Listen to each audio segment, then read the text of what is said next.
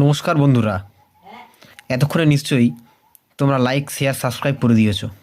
কারণ তোমাদের জন্য হাতে লেখা এই যে কন্টেন্টগুলো, এগুলো যখন পুরোটা দেখবে তখন নিশ্চয়ই দামটা তোমরা বুঝতে পারবে এবং দামটা তোমরা দেবে, এটাই আশা রাখি। তো অন্তত 3টে বন্ধুর সাথে শেয়ার করো এবং নিজের প্রোফাইলেও শেয়ার করো, যাতে চ্যানেলটা একটু বড় হয়।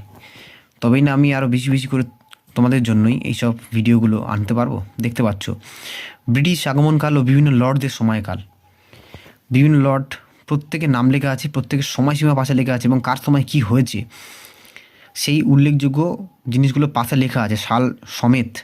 তো এর থেকে তোমাদের অনেকটাই উপকার হবে। আমি তো তবু একটু বলে দিচ্ছি। প্রথম এসেছিলেন আকবরের রাজসভায় জন মিল্ডেন হল, স্থলপথে এসেছিলেন 1599 সাল।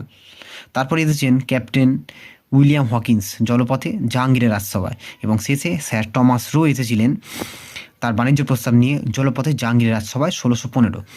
এরপর থেকে শুরু হয় আমাদের পলাশী যুদ্ধ এবং তারপরেই আমাদের ইংরেজ শাসন শুরু হয়ে যায়।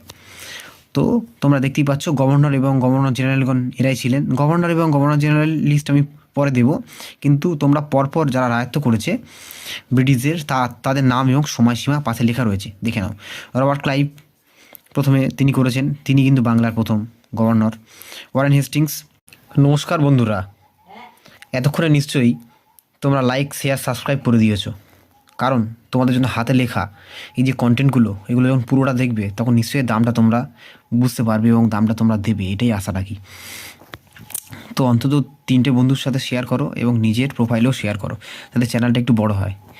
তবেই না আমি আরও বেশি বেশি করে তোমাদের জন্যই এইসব ভিডিওগুলো আনতে পারবো। দেখতে পাচ্ছ, ব্রিটিশ আগমনকাল ও বিভিন্ন লর্ডদের সময়কাল, বিভিন্ন লর্ড প্রত্যেকের নাম লেখা আছে, প্রত্যেকের সময়সীমা পাশে লেখা আছে এবং কার সময় কি হয়েছে সেই উল্লেখযোগ্য জিনিসগুলো পাশে লেখা আছে, সাল সমেত। তো এর থেকে তোমাদের অনেকটাই উপকার হবে। আমি তো তবু একটু বলে দিচ্ছি। প্রথম এসেছিলেন আকবরের রাজসভায় জন